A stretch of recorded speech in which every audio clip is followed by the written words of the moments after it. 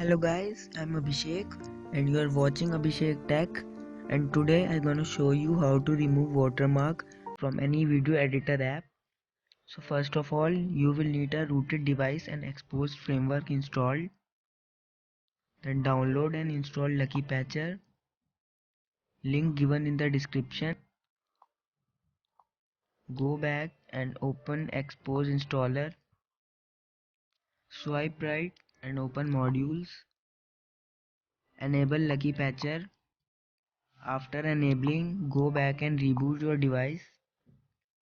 Go to the Play Store and download any video editor app. As you can see, I have already downloaded the Viva Video, so let's open it.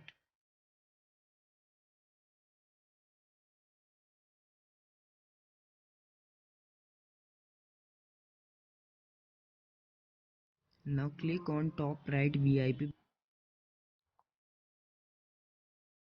then click on this rectangular button.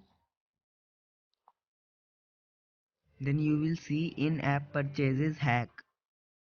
Click on yes to hack the Viva Video for your videos without any watermark. Thanks for watching.